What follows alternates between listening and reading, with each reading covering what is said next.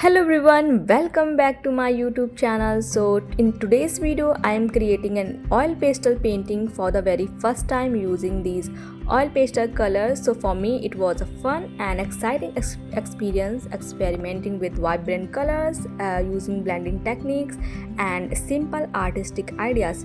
So if you are a beginner looking for a easy oil pastel painting inspiration, so this video is definitely for you.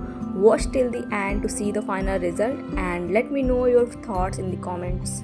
Yes, don't forget to like, share and subscribe for more art, DIY painting and creative craft videos.